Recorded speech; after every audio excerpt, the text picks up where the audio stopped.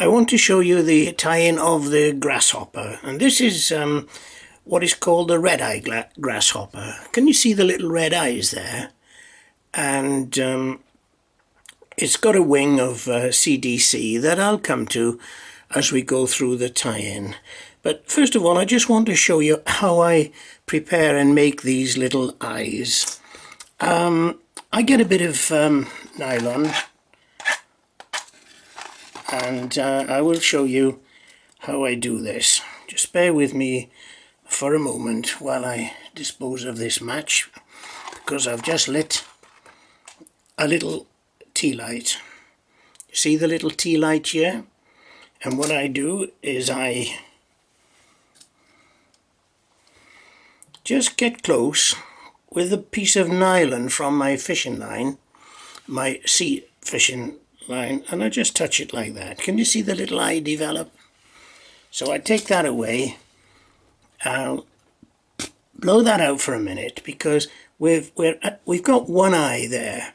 So what I then do is I hold it like that. I'll show you, just bear with me. Like that. And I'll cut this piece off. Sorry I'm out of camera. So I'm like that with one eye and this, and then I hold the other piece in the flame. And when I come back, I have eyes like that. Can you see those two?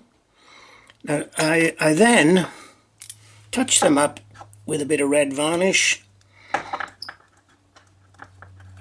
Hope this is going to come out okay to show you. And I just touch up each eye like that. One there, one there. Oh, I'm sorry, I was out of camera. You see how I've just touched up each eye like that and like that. Do you see that? If I get that close to the hook. And that's the pair of eyes that I will be putting on. Right, now I'll just put this red varnish. I used a red nail varnish for that.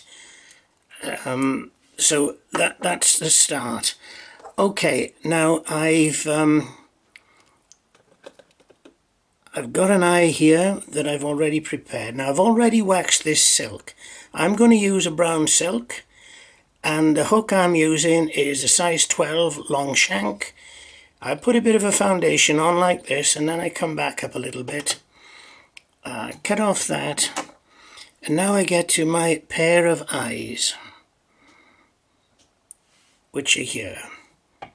Now you'll see I put them on like this. I'm back from the head a bit, not too far back, and I put them on as a figure of 8 to get them even. Do you see that? Is that coming through all right? So I now do a figure of 8 through them to get them nice and firm. I want you to note how far back from the hook eye they are.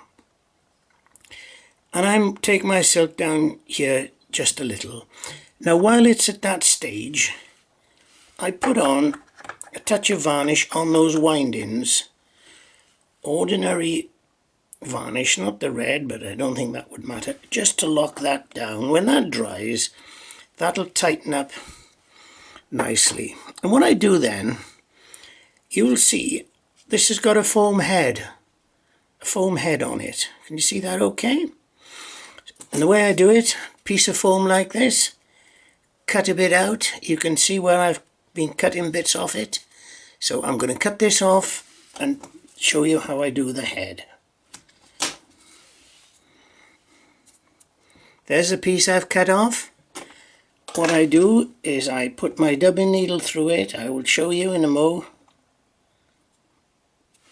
My dubbing needle through the middle like that to make a bit of a hole. And with that hole, I get in the eye of, I put it through the hook. I like that. With a bit of luck. Let me just find the hole. There it is.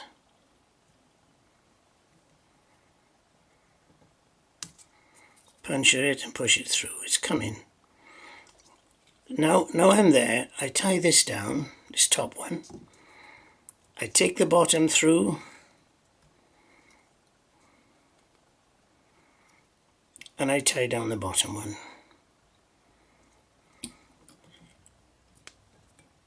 A little bit from there. That's the type of thing.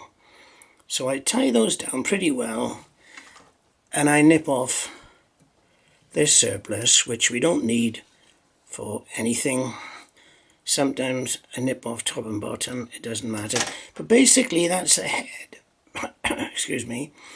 That's the head of the fly. So if I tilt that, maybe you can see it a bit better. That's the type of thing that I'm aiming at. It's called a red eye grasshopper. Okay, now I've got the head on it. So what I do now, I go down to the bend of the hook and I put in a ball of floss. Now the grasshopper, it's brown and greeny, and so I tie in a strip of green floss just like this.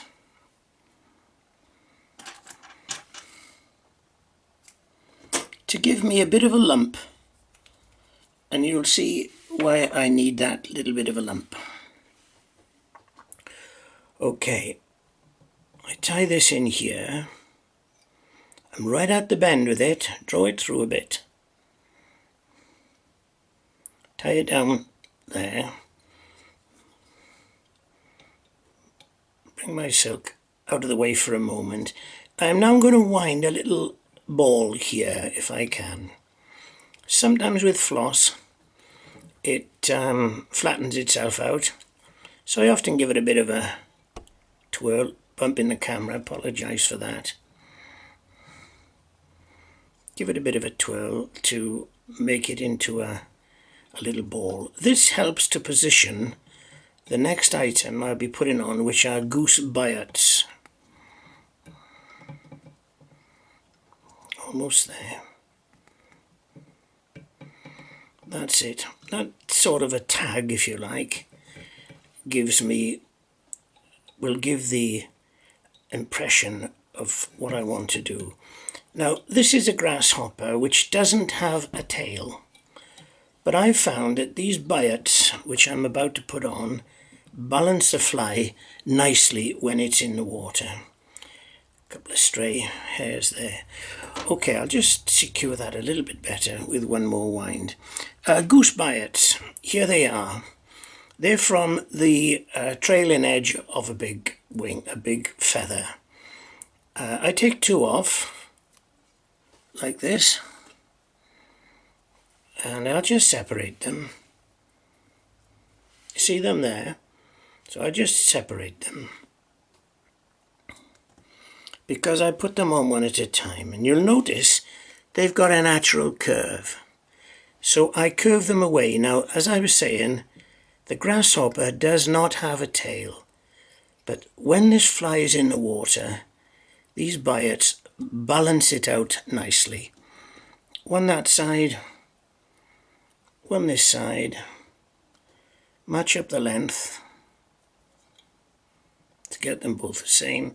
You can draw them through if you're not quite happy. And there's the two biots, which I will show you in a moment. I'm nipping them off, not tight, because I'll be probably tying them down a little bit better on the stubs. I'll just show you these biots. Do you see them there, how they are? As I say, this balances this grasshopper fly very well. Now, the grasshopper, it's an ungainly flyer or hopper, whatever you want to call it. It does fly as well, and for a dry fly fisherman, and this is a dry fly, the grasshopper lacks the grace and refinement normally associated with dry fly fishing. However, it does provide a good mouthful for trout, and it often brings up the larger specimens. Okay, those are the biots. on now, and now I will put on a rib. I'm using Flexifloss, a brown rib. As I say, the grasshopper is a greeny browny sort of colour, so I'm going to use these colours throughout, more or less. Bind this down. One of the biots sticking up a bit there, but no problem. Bind everything down, good and proper. And I take my silk back to the bend. Now, this is a big fly, and we want it to float. It's a dry fly. I'm going to put a hurl body on. And when I say hurl, it comes from a big feather, like this. And I'm going to cut a bit off. Incidentally, these are the biots down this side. These are the biots. But I'm going to use some from this side now because I've already got the biots on. And what I simply do is I cut off a piece of this hurl. Just like that. You'll see me take it out. This is what I'm going to use. So I'll put the feather to one side for a moment. And I will put on this bit of hurl. I give it a bit of a fold just, or a bit of a roll, whatever, just to make it a bit easier to wind. And I tie it in like this. Take my silk back to the bend, back towards where I want the body to start, and I tie down. A little bit there that won't really matter, but I'll nip them off. And I take my silk up to the front. I now wind this body like this. Now this hurl is wonderful stuff. It does not hold water, it floats well, and it's nice and light. And I think it makes a good looking body. A natural sort of looking body, in my opinion. Okay, I've wound the hurl, and I'm now going to secure it like this and nip out the surplus stubs that are here. Okay, there are many areas of our rivers, the Iweni and the Ogmore, where we have lush, well, it's flanked with lush meadows. I'm putting a rib on, you watch me, I'm going the same way. And these lush meadows, which we are fortunate to have, are very attractive and suitable for the grasshopper. And it is an important fly from that point of view. You saw me rib there with the Flexifloss, remove the surplus. And I will give a couple of winds to make it nice and secure. Okay, now these grasshoppers, as the season advances, they can be seen making long jumps. When you're walking down, you disturb the grass, often they'll come up and they jump, and they often jump the wrong way, and they find themselves on the water, on the river. Okay, that's the body. Now we need a bit of a wing, because the grasshopper wing comes right over, and what I like to use for this is CDC. Now I've got about 5 CDCs here, Cul de Canard. I've wet them a bit to put them on, and they should just project over the bend of the hook like that. Now this helps this fly to float. When these dry out, they're the right colour for a wing, and they will give the sort of impression I want. They're actually on this fly, and they'll fluff out when they dry. I wet them a bit just to make it easier to put on. There's about 5 CDCs there. Okay, we come to the legs. Now these, you see the legs here on this fly? And what I use are trimmed hackle stalks for this. Now I've picked an orange one here to show you what I do. I get a big hackle like this, and I simply trim it up each side like this. Can you see what I'm doing there? I'm trimming it fairly close to the stalk. I'm using this orange one to demonstrate it because I think it'll come out easier for you to see. That's the type of thing I do. And when I get it all off, I then put a knot in it, like that. And these are the colours I want, and this is one that I've prepared. There's two of them, and these are the ones I prepared, and these are what I put on as the hopper legs, like this. One there.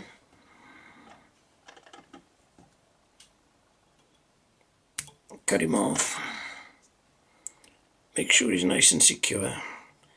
That's one. And here's the other. So this one goes on the same. You can see the type of thing I'm trying to achieve with these legs.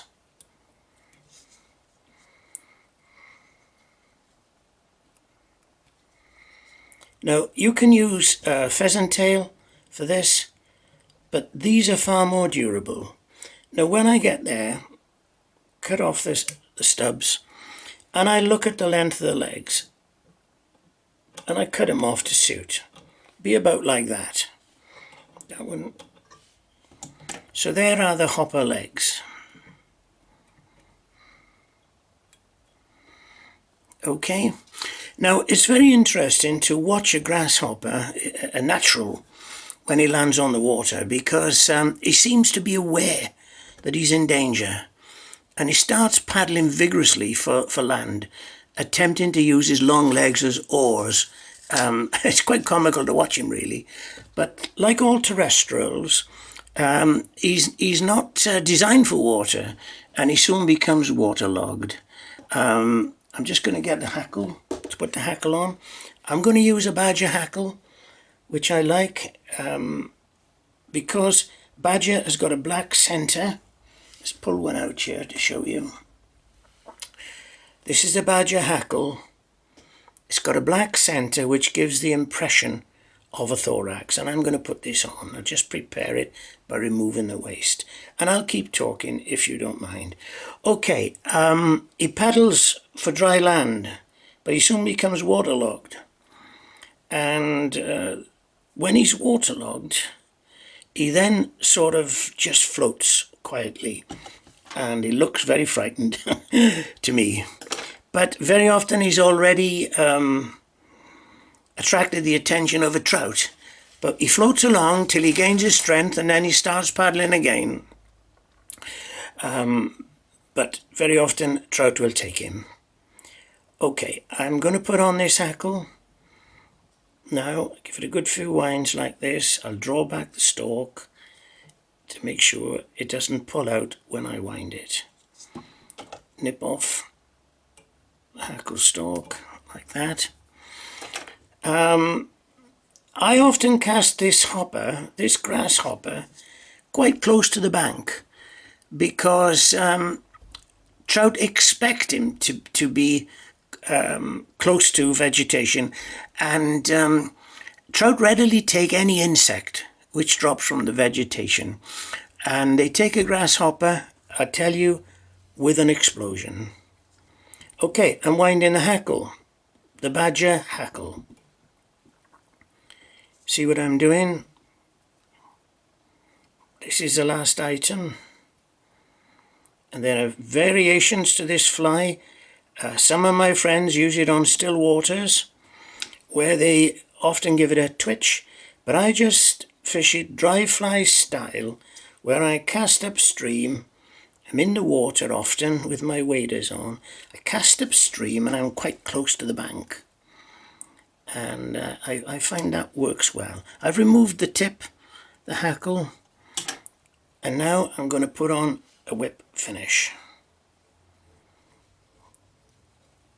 And that'll be our hopper finished. Just bear with me while I do this. Okay. 1,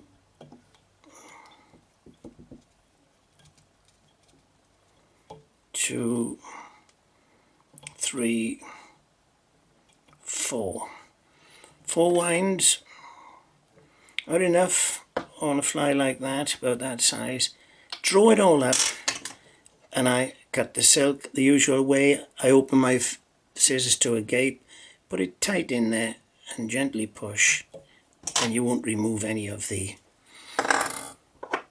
hackles that we want to keep on to help the fly to float.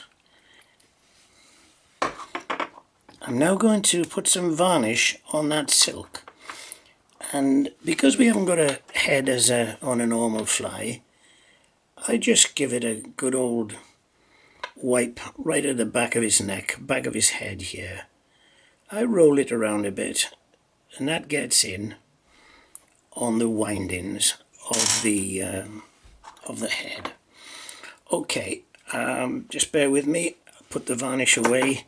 Now I want to show you the biots. When that flies on the water, the biots help to stabilize the back end there. And you can see the two legs, the hopper legs. The hackle, it will help it to float obviously, but also the CDC. Because CDC, cul de canard, is from the duck, preen gland of the duck, as you know, and it's very good for a floating fly. It sinks, the back end goes down a bit, and between the biots and the CDC, it floats along quite well. But if you find it sinks a little, don't worry, because the grasshopper in its natural state on the water becomes waterlogged, and trout will take him like that. Now, quick thing to tell you, some people tie horns on it like this. I don't find they need it. If you want to put some horns on, you can, whatever you feel happy with. That's really it. That is the grasshopper. I call it the red-eyed grasshopper, and it is a very good fly, especially where there's lush meadows, like on some areas of the River Iwenny. Thank you for watching that, and I hope you picked up a few tips, and I recommend you try this fly.